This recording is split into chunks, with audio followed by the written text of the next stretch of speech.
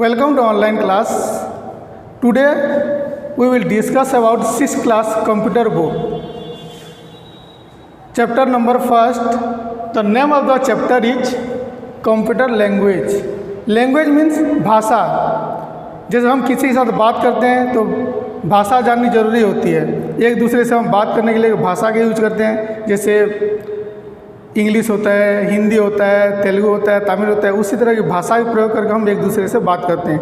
उसी तरह कंप्यूटर की अपनी भाषा होता है जिससे कि कंप्यूटर वो समझता है और उसी हिसाब से काम करता है. क्योंकि हम सबको पता है कंप्यूटर एक मशीन है, एक इलेक्ट्रॉनिक मशीन है जो इलेक्ट्रिक से काम करता है.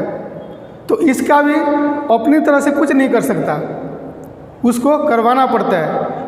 जो यूज़र है, जो इन्फॉर्मेशन जो इसको देता है इनपुट डिवाइस से, उसी को ये प्रोसेसिंग करके वो आउटपुट देता है. तो इसीलिए इसको समझाने के लिए हमको एक भाषा का प्रयोग करना पड़ता है, जो क्योंकि ये हमारी भाषा को समझता नहीं है तो इसकी अलग से भाषा होता है. इसी भाषा को हम बोलते हैं कंप्यूटर लैंग्वेज. तो हमारे जैसे अलग अलग तरह के भाषा होता है, कंप्यूटर का भी अलग अलग भाषा होता है. इसको समझाने के लिए इसमें वो एक स्पेसिफिक लैंग्वेज में इसको लिखना पड़ता है, क्योंकि कंप्यूटर हमारी भाषा को समझता नहीं है. ये हमेशा बाइनरी डिजिट को समझता है, 0 और 1. तो ये 0 और 1 को सिस्टमेटिकली हम उसको लिखेंगे तो इसको बोलते हैं लैंग्वेज, कंप्यूटर लैंग्वेज. ये जो लिखता है इसको बोलते हैं प्रोग्रामर. ये हमेशा कंप्यूटर के लैंग्वेज में लिखता है.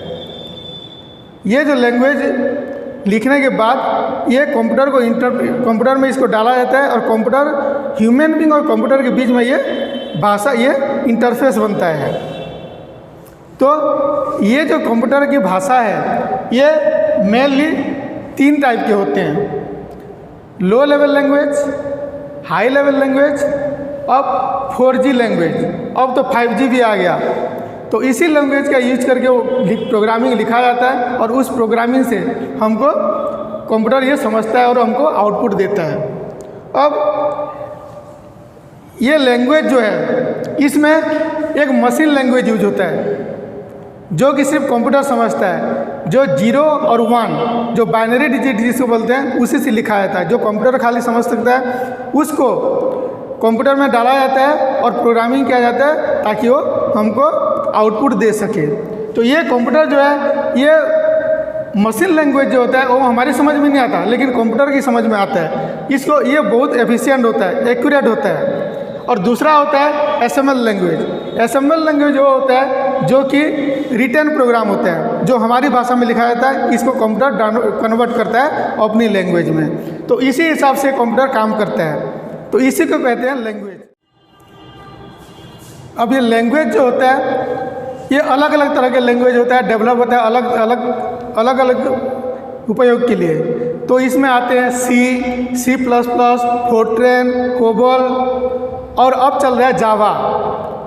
तो ये जो लैंग्वेज है इसको कंप्यूटर को चलाने के लिए इसको कंपाइलर की ज़रूरत होती है.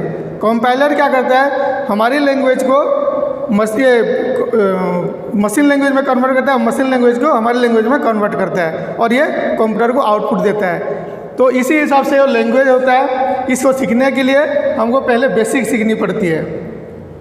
तो अगले चैप्टर में हम पढ़ेंगे दूसरे किसी के बारे में. तब तक के लिए थैंक यू.